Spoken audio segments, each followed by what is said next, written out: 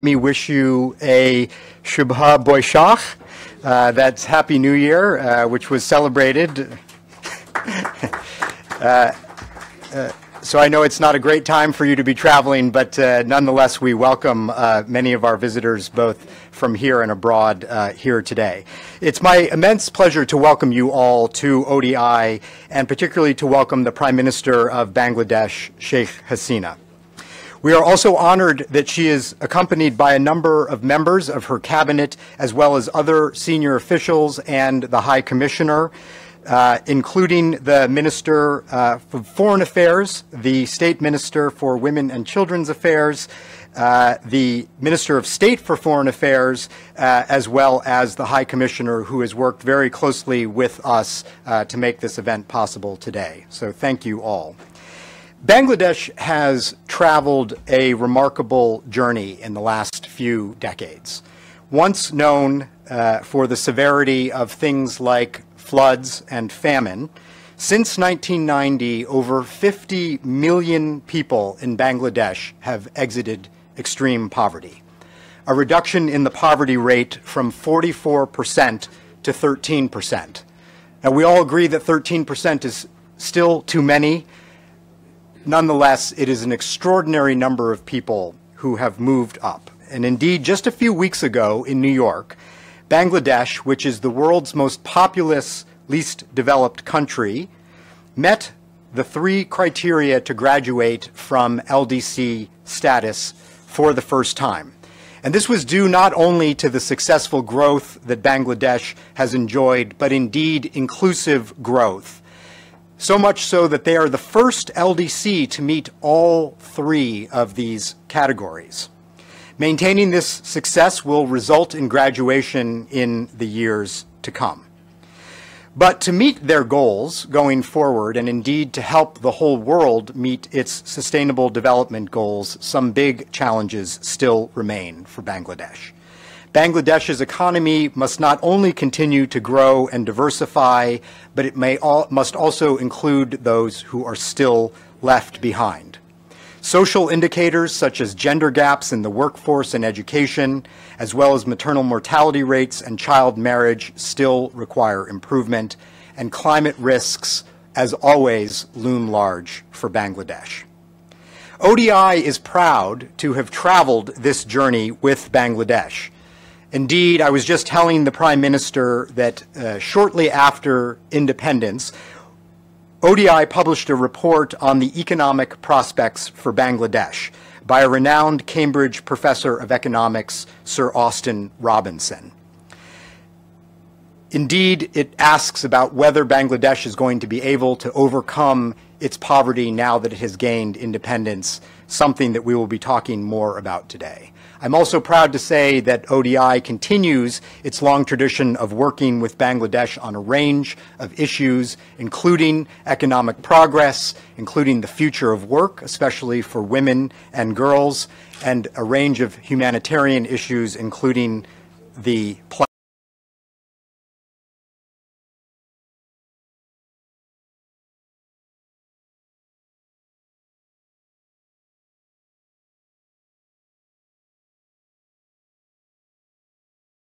with are members of this dynamic group. Indeed, on your chairs, I hope you found copies of a new ODI report which outlines the opportunities for creating jobs, sharing prosperity, and increasing resilience across the Commonwealth.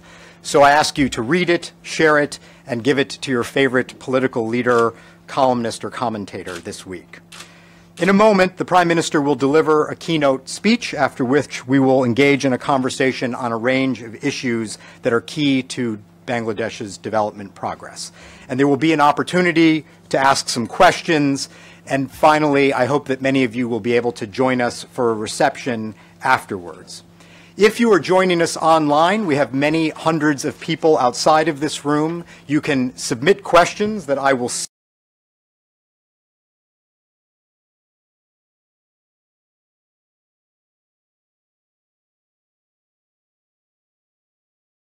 room and online to join us in the conversation, and you can tweet using the hashtag ODI Sheikh Hasina. Now, let me properly introduce our keynote speaker. Sheikh Hasina is the Prime Minister of the People's Republic of Bangladesh.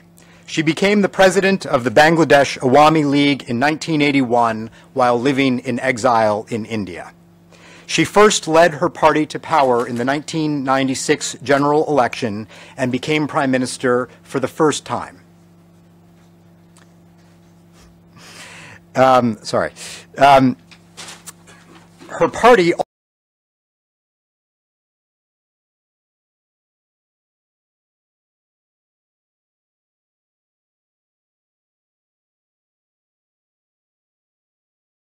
time.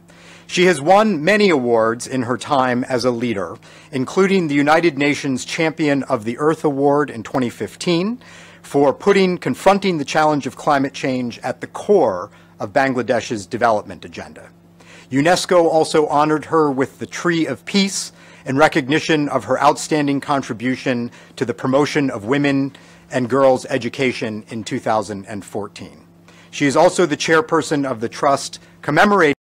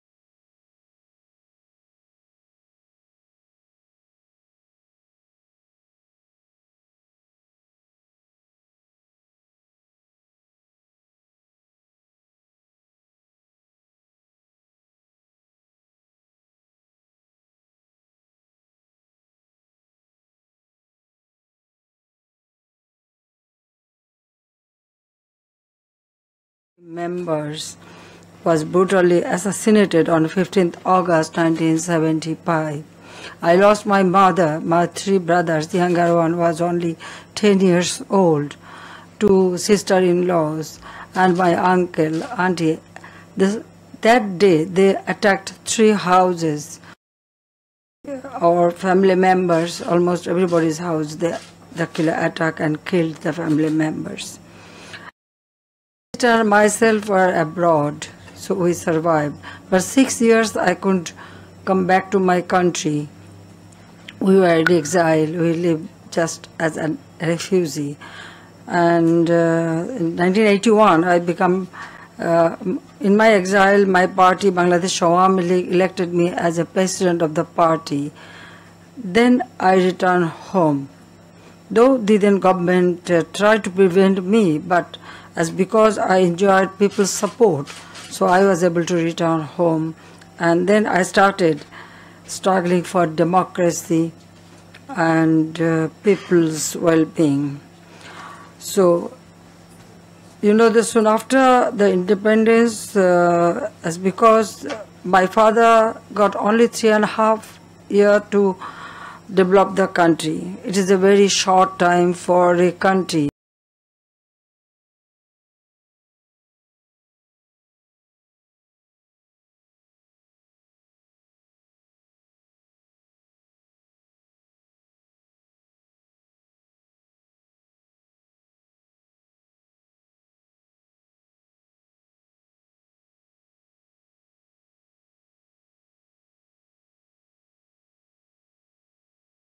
people's well-being. And within 9 months, he presented our constitution, and according to constitution, he started to work for the people. But after assassination, you know, those who they violated the constitution and illegally captured the power. So Bangladesh couldn't make progress because there was no democracy at all. It was a military rule and martial law was imposed, and power was not with the people, it was inside the cantonment.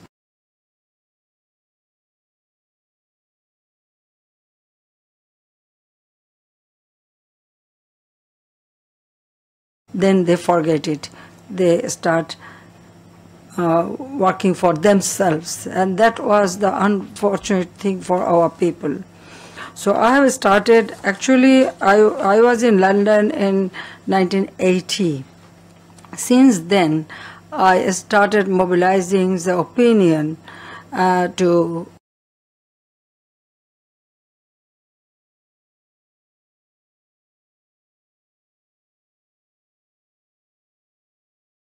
I started my struggle. My sister and myself were only the survival, so I devoted myself.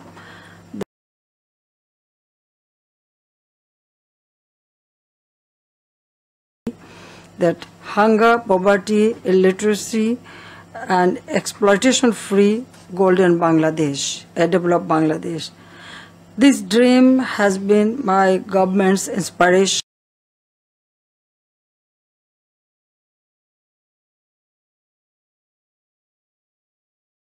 and food. I was targeted time and again. At least 19 attempts were made on my life, and I was interned or arrested several times.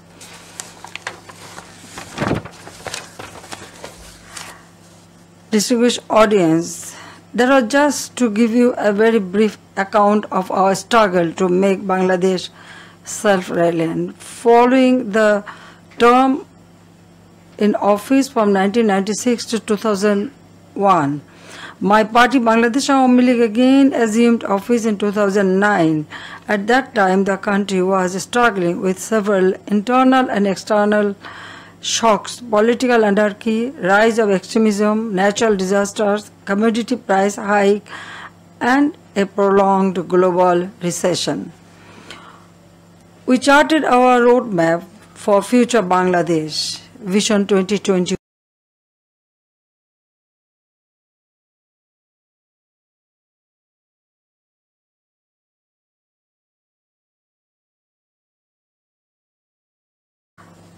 Long, medium, and short-term policies have been crafted to revitalize the economy. We formulated and implemented the sixth five-year plan that laid economy. Our government also channelized adequate fund for SME to create job opportunities in rural areas.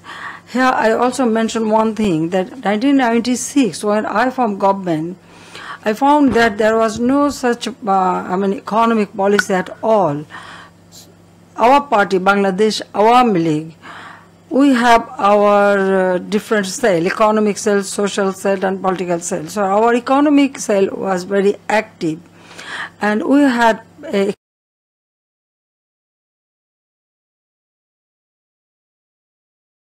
political party in Bangladesh Awami League is the only political party. We have always prepare our economic policy if any time we go to power, what to do, how to implement it, and how to ensure that people should get benefit of it.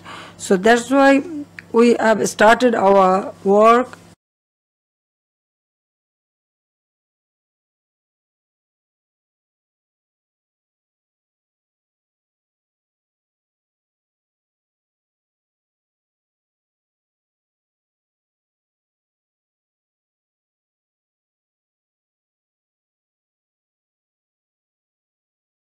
in 1996 to 2001. That time we prepared it, and it was up to 2002 from 1990.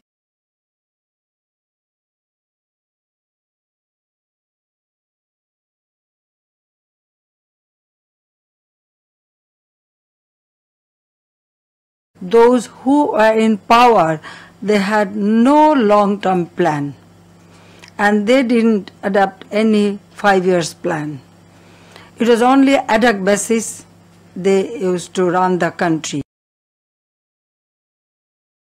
If you want to develop it, definitely you need long-term program as well as, yes, short-term program too.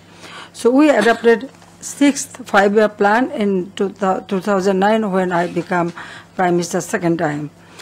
So there, as side by side, we had adopted another 10 years long-term program. That means 2010 to 2020, what we will do for our development.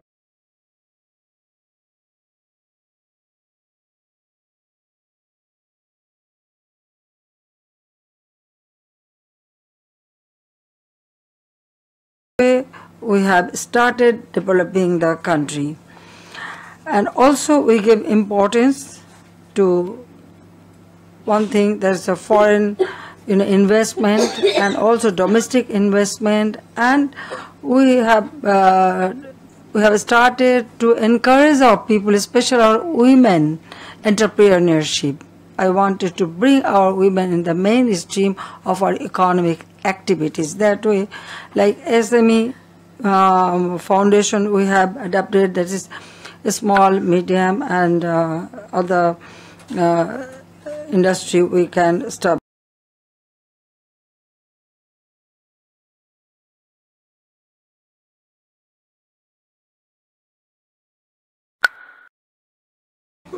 Importance to our agriculture sector, because we wanted to fulfill our food security or need of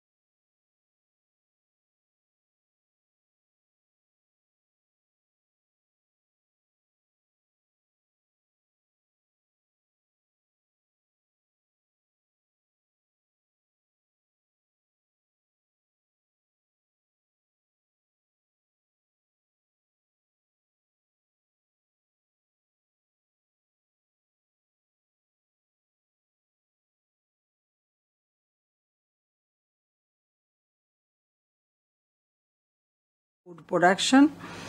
Our pragmatic and decisive policies paid dividends. We attained water-can food grain, fish, poultry and vegetables production. It is not only food, side by side, we also need nutrition.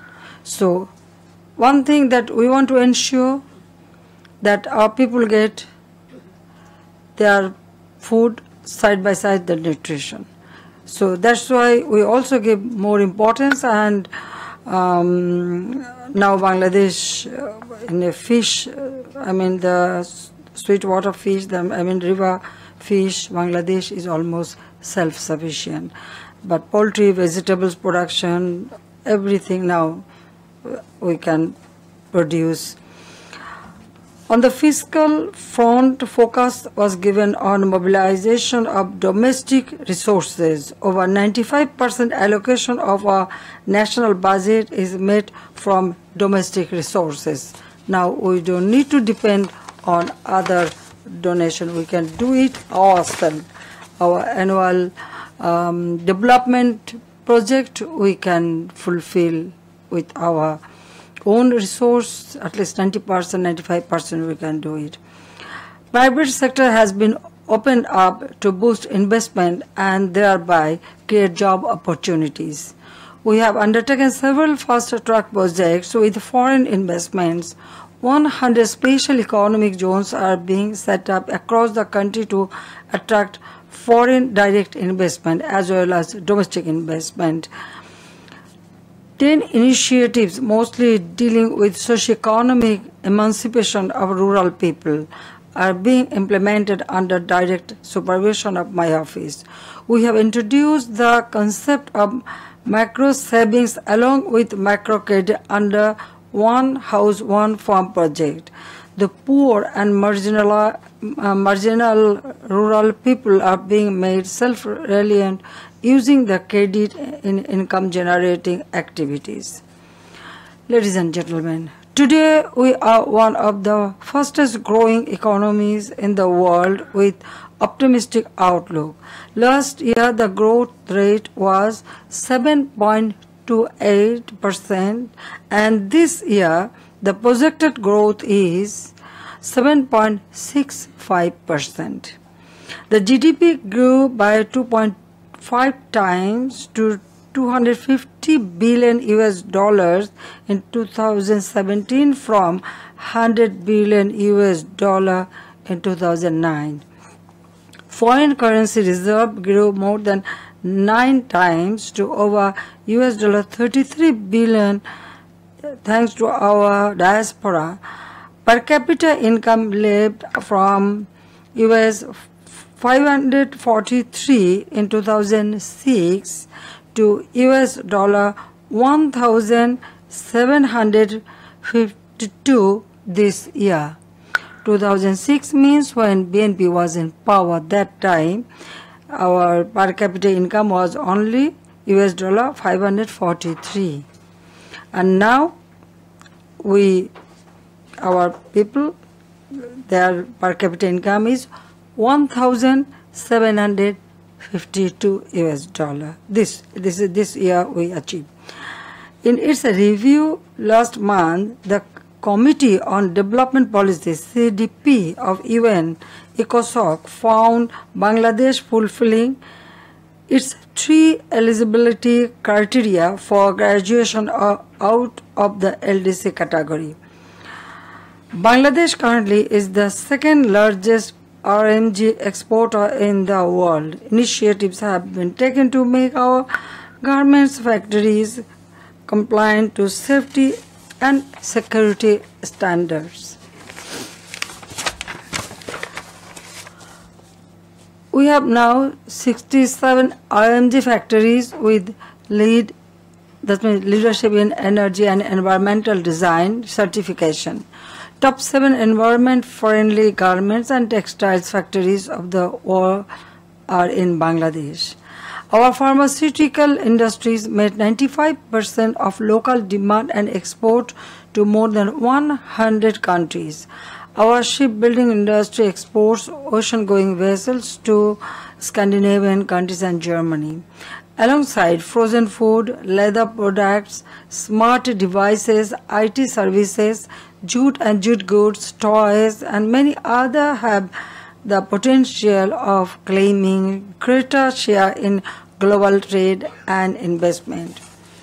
Since 2009, export earning increased 3 times to $34.67 billion US. During December 2008 election, we rolled out our Digital Bangladesh concept. We now have 136 million mobile phone users and 73 million of them use mobile data.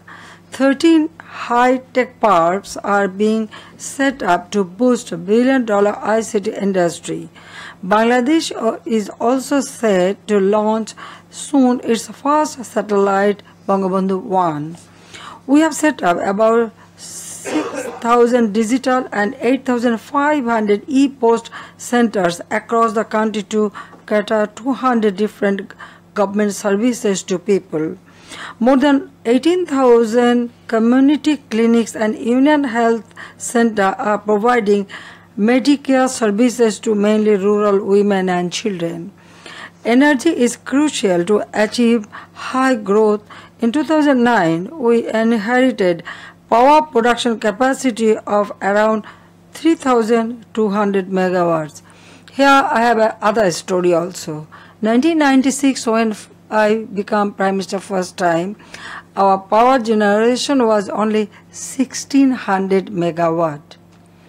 Then for the first time, I opened up it for the private sector, and we passed a law and took initiative, and we increased our power generation about 4,300 megawatt. But when we left in 2001, that time we had 4,300 megawatt. But after election 2008, 2009, when I formed government, then we found that our generation reduced to 3,200 megawatt. I don't understand that if there is any government, they should increase more, because we have a plan and projects, but those who were in power, they didn't implement it. But then we have to take initiative. Now the capacity is increased by more than 5 times to 16,000. The capacity is actually 16,600 megawatt. So you can compare from 1,600 to 16,000 that we achieve. As because Bangladesh Awami League is in power, that's why it has been improved. 90% of households have been brought under electricity coverage. Our plan is within 2021, 100% houses will be lighted. Work on a 2,400 megawatt nuclear power plant along with several other big power plants is going on. The strategic location makes Bangladesh an emerging hub for regional connectivity, foreign investments, and global outsourcing. Work on the 6.15 km Padma multipurpose bridge is progressing with our own resources, which will develop connectivity with second port, Mongla, and southern part of the country. We are planning to build a deep sea port, while our third seaport in Paira has commenced operations. Work on the metro rail in capital Dhaka is also progressing. Bangladesh could be a gateway to a market of 3.9 billion people through regional integration. Multimodal transport networks are being built to promote trade and people-to-people contacts among Bangladesh, Bhutan, India, and Nepal, BBIN. We have taken an initiative to connect our two neighbors, India and China, through Bangladesh and Myanmar to revive the old Silk Road, Bay of Bengal multisectoral technical and economic cooperation BIMSTEC connects South Asia and ASEAN countries. Distinguished guests, we have understand that investing in our vast human resources, particularly women and youth, would pay rich dividends. Nearly 20.3 million students, half of whom are girls, are brought under stipend and scholarship programs. Education of girls is public schools in free up to level 12. Free textbooks are being distributed among students up to secondary level since 2010. Some 362 million textbooks have been distributed this year alone. School meal program is introduced for more than 2.84 million children. 7% children are enrolled in schools.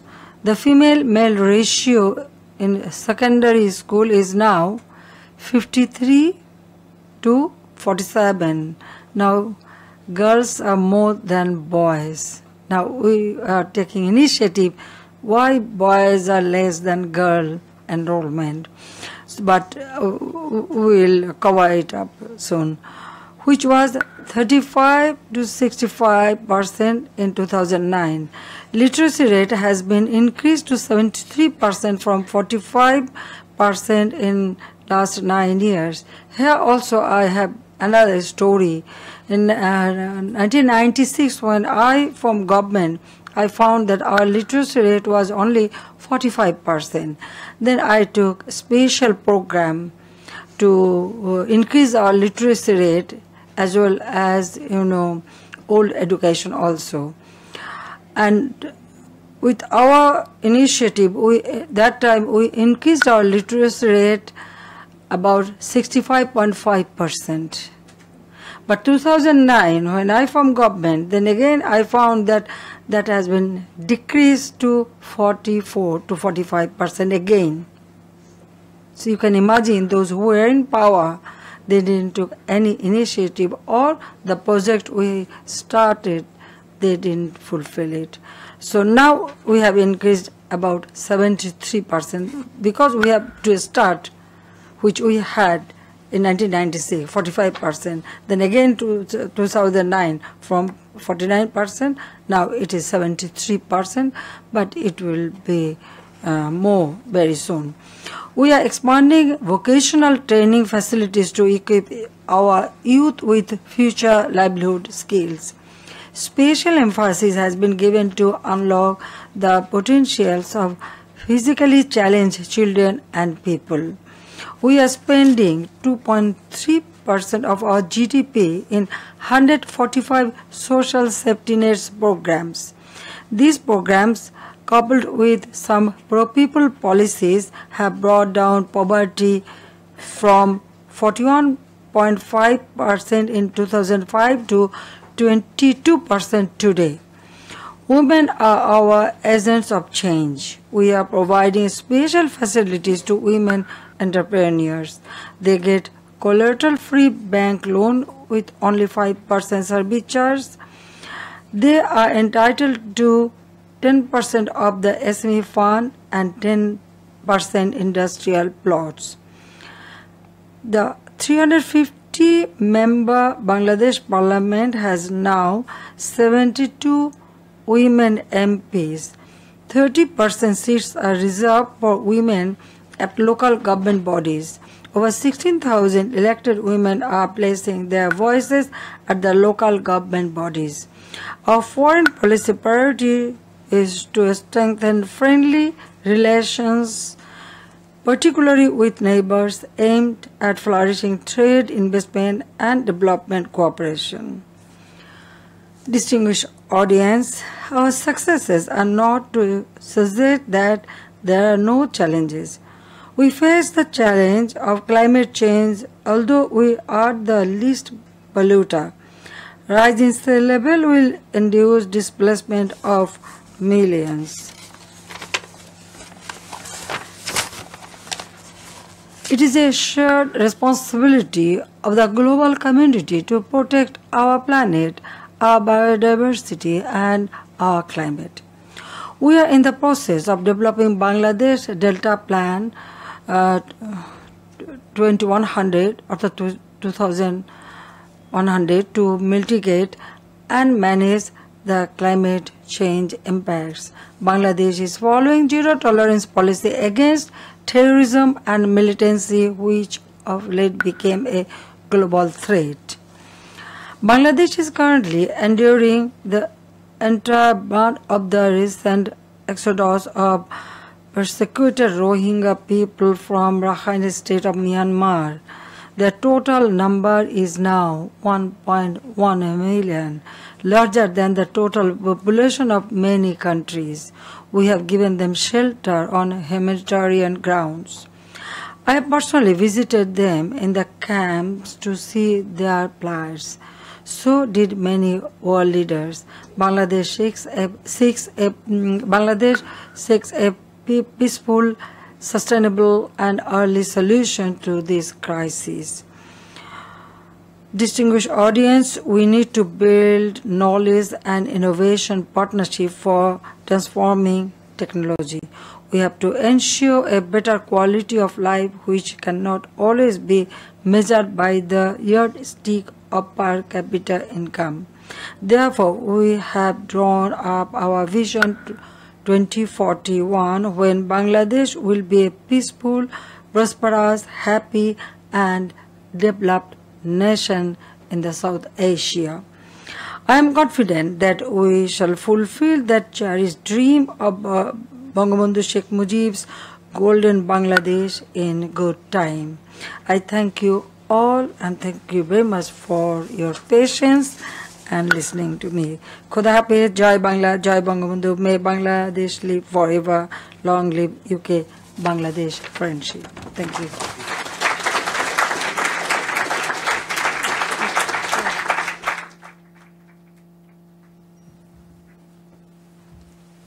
Thank you so much, Prime Minister. That was a wonderful tour de force. You covered a lot of different issues. And so